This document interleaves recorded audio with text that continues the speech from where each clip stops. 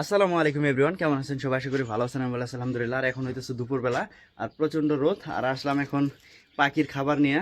তো এখানে 2 কেজি খাবার।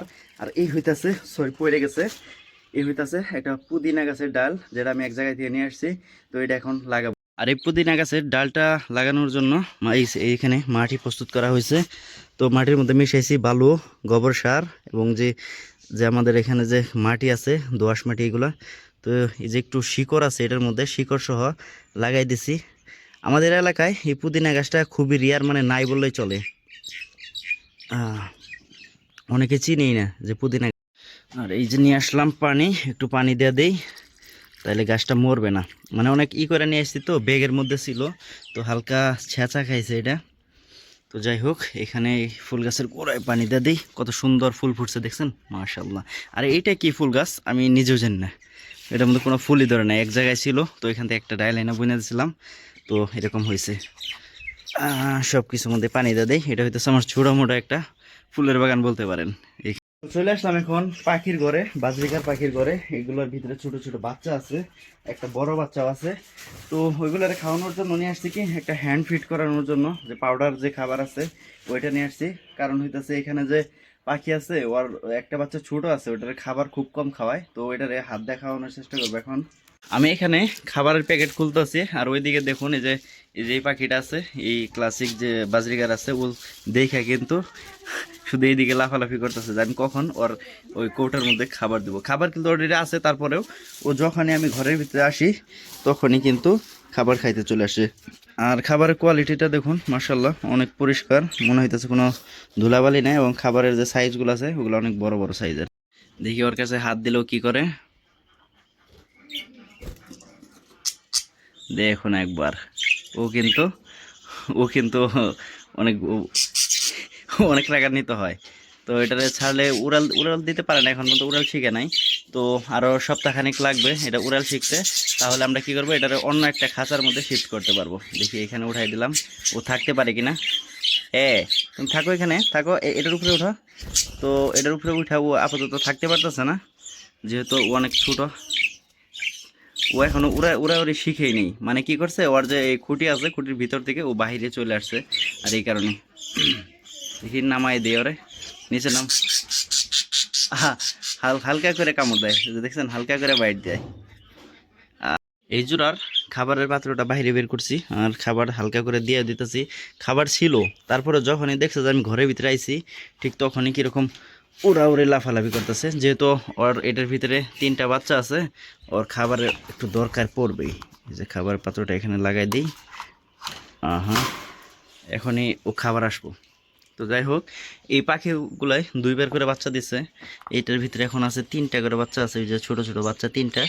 তো আমার মনে হয় ওরা খাবার খুব কম পাইতেছে, আর এই কারণে ওদের গ্রোথটাও একটু কম হইতেছে। হ্যান্ড ফিড করানোর জন্য যে পাউডার যে খাবার আছে এইটাই নিয়ে আসলাম। তো দেখি এগুলারে খাওয়াইতে পারি কিনা। পাখি ছোট বাচ্চাটা, এটা একদমই ছোট রয়েছে।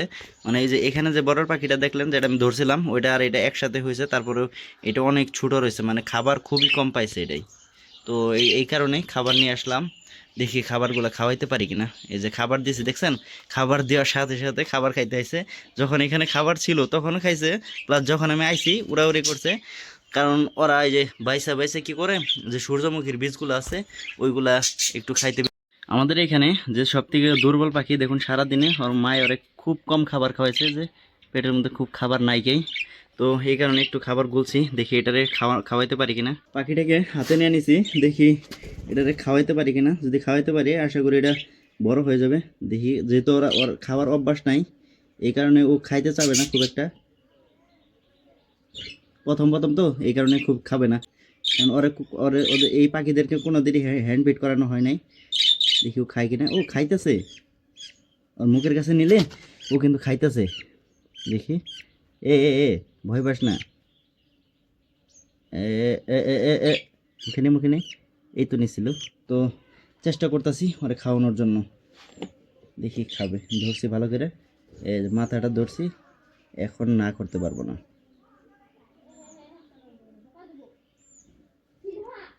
ও হালকা হালকা করে খাইতেছে, খুব খাইতে পারে না, খুবই কম। ও আমার মনে হয় 2-3 দিন এইভাবে খাওয়াইলে ওর অভ্যাস হয়ে যাবে, তারপরে ও হ্যান্ডপিট খাওয়ার জন্য দূর ফেরে আসবে। খা খা খা খা। আমার কাটিস না। খা খা খা। ও ভয় পাইতেছে, যেহেতু ও সবসময় ওর মায়ের কাছে ছিল, এই কারণে ও ভয় পাইতেছে, হালকা করে কাটারও চেষ্টা করতেছে ঠোঁট দিয়ে। আরেকটু খা। ওর পেটটা প্রায় ফুলই হয়ে গেছে, দেখি আরেকটু খাওয়ানো। এখন যদি ওর পেটের দিকটা যদি একটু খেয়াল করেন তাহলে হয়তো দেখতে পারবেন যে ওর পেটের মধ্যে কতগুলা খাবার। ওরে হয়তো এরকমভাবে 2-1 দিন খাওয়াইলেই ও অনেক বড় হয়ে যাবে, প্লাস খাইতে অভ্যস্ত হবে। যখন আমার দেখবে ও হ্যান্ড ফিড খাওয়ানোর জন্য দৌড় পেরে আসবে। আমি এরকমভাবে কোনোদিনই এই পাখির বাচ্চার আমি হ্যান্ড ফিড করাই না, তো আজকে ফার্স্ট টাইম পাখির বাচ্চাদেরকে খাওয়াইছি, প্লাস ওটার ভিতরে রেখে দিছি। আর অনেকগুলা খাবার রয়েছে, তো ওইগুলো আমি খাওয়াইতে পারি নাই। তো নেক্সট টাইম থেকে চেষ্টা করবো যাতে ওদেরকে ভালো মতো লালন পালন করতে পারি, যেহেতু ওরা আমার খুবই শখের এবং শখ করে। একটা খুব ইম্পর্টেন্ট জিনিস আনছি, এটা একটা কাটার, যেটা গাছ প্রুনিং করার জন্য লাগে, যে ছোটো ছোটো ডাইলপালা থাকে এগুলা কাটার জন্য আনছি। এটা দেখি, এটা হালকা করে এটারে আনবক্স করে ফেলি। এই যে এইভাবে আনবক্স করে ফেললাম, আর এটা বের করি। হ্যাঁ, সো এটার ইউজ করে কীভাবে? ও, এটা লক এখানে। ওয়াও, চলুন দেখি এটার পারফরমেন্স কেমন। এটার কাজ হইতেছে এরকম, এই যে ছোটো যে ডালটা আছে, এই যে মারলাম একদম কাজ করে কিন্তু কেটে গেল। এই যে দেখুন, এই যে যত মোটাই ডাল হোক, এইটা আনছি এই কারণে যেহেতু আমার যে মাঝে মাঝে গাছগুলা প্রুনিং করতে হয়। এই যে গাছটা কেটে ফেললাম এইভাবে। অনেক অনেক গাছ আছে যেগুলো সাপসুপ করার জন্য এটা দরকার পড়ে। তো এটার তো মোটামুটি কাটা শেষ। এই যে কাঁঠাল গাছের মধ্যে এগুলো এসে রয়েছে, এগুলোতে কাঁঠাল হবে না, আর এই কারণে আমি এগুলোরে কাইটা দেবো। খুব ইজিলি কাটে, এই যে একদম কাইটা দিলাম, তাইলে আমার মনে হয় গাছটা আর সুস্থ থাকবো। তো খুব ইজিলি কাটতেছে, এটা খুবই কাজের এই জিনিসটা খুবই কাজের, যেটা আমি কিনে আনছি। যে গাছ প্রুনিং করার লাগে, আমার ফুল গাছ আছে, ফল গাছ আছে, যেগুলোর ছোটো মোটো ডাইলপালা থাকে, ওটা কাটার জন্য এটা অনেক বেস্ট একটা। যে সাদা সাদা ডিম, সো এগুলা হইতেছে ক্যালসিয়ামের অভাব।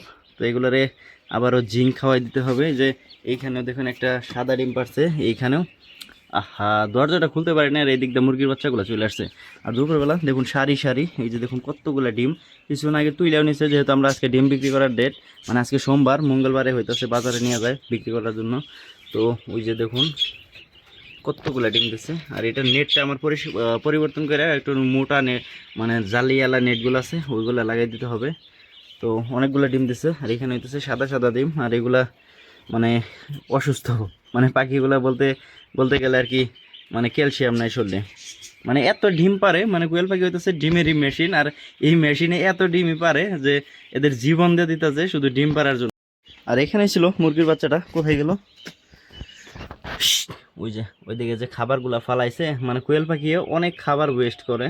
তো এটা হইতেছে একটু খারাপ দেখে, যে দেখুন কতগুলা খাবার এগুলো ওরা ওয়েস্ট করে। আর এগুলো যদি না ওয়েস্ট করতো তাহলে কোয়েল পাখি পালন করে অনেক লাভ করা যেত।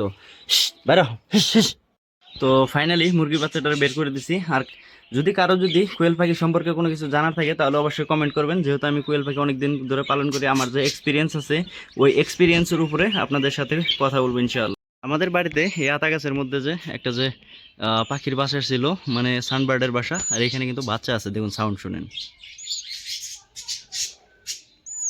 খুব কাছে নিয়ে গেছিলাম, হয়তো সাউন্ড শুনতে পারছেন, দেখি বাচ্চাগুলো আর বের হইতে পারে কিনা।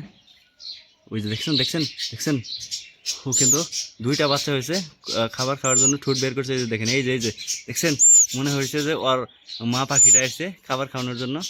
আর বেশিক্ষণ থাকলে হয়তো ভয় পাবে, যেহেতু ওর যখনই মা পাখি আসে ওর কিছু না কিছু খাবার দেয়। ওই যে ভিতরে পাখিটা দেখতে পেতেছেন, আহা। ওই, আর এই নিয়ে আমাদের আতা গাছে 2বার বাচ্চা দিল এই সানবার্ডে। তো এর আগেও বাচ্চা দিছিল একটা বাচ্চা, তো তখন আমি ওটা ধরতে পারি না, একদিন ধরতে গেছি, তো এটা বাইর হয়ে একটা উড়ালতে চলে গেছে, এরপরে আর বাসায় ফেরত আসে নাই। তো এবার 2টা ডিম দিয়ে বাচ্চা দিছে। তো আমি চিন্তা করতেছি যে এই বাসাটা আমি কখনোই ভাঙবো না, এটা এই গাছে রাখবো, যাতে ওরা বারবার এখানে ডিম বাচ্চা করতে পারে।